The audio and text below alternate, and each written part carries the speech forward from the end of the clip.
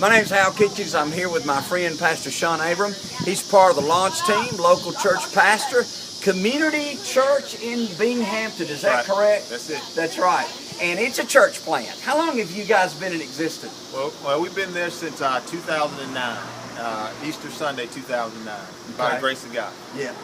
Shun, tell us what's involved in prayer walking. Like, I hear a lot about, and we've been able to do that some. Right. We're going to talk a little bit more about a specific thing that happened recently, but why is that so important for church plant? I mean, just to do prayer walking.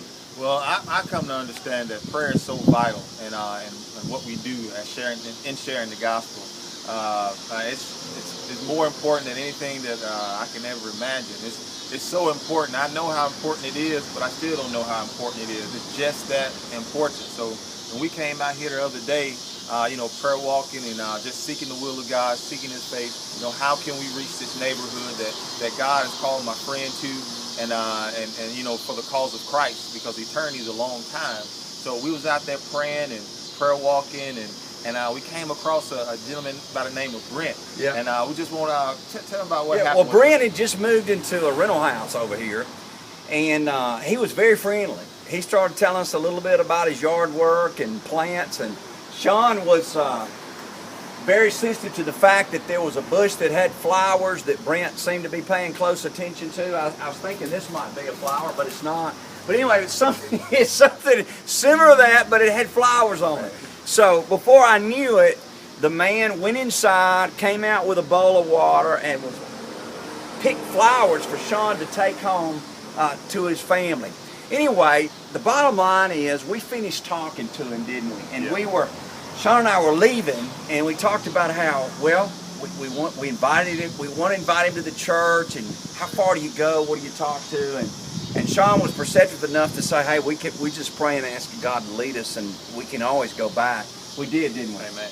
Yeah. Amen. Amen. And basically, when we went back, what was it that how did we get back into the conversation? Well, we just went back and you talked to him. You said, man, we just out in the neighborhood, and is there anything you'd like for us to pray for you about? And he said yes. And so we prayed for him, and I just saw the sincerity of his heart. That at first I didn't quite know it, if God wanted us to share at that time or what God was doing, but by the grace of God that Pastor Howell prayed for him, and he was just willing to help, because he started talking to him about the church plant, and the last thing he said was, "I'll help you." Yeah. And that stuck with both of us in a mighty way, just to see his heart, see his willingness to and just see God's hand upon what's going on down here in Midtown. That just to hear him say that, "I'll help you." Yeah. Just willingness to we just met him, but absolutely. He felt that comfort of the Spirit of God that was in his heart to be willing to surrender to just to do the will of God. So it was amazing, just confirmation for Hal, but I know for me also to see the hand of God moving within Midtown. Yeah. So we want to thank you, because you're helping us by sharing the word about this church that'll be starting real soon in Midtown, called Bridge Memphis. Yes, it's starting in Easter, but we're going to have some monthly services beginning October the 7th. We just got to find a place to land, and this may be it, huh, Shun? Man, yeah, it's looking like it, bro. Yeah, so we're praying about this particular location. And that phrase again, "I'll help you."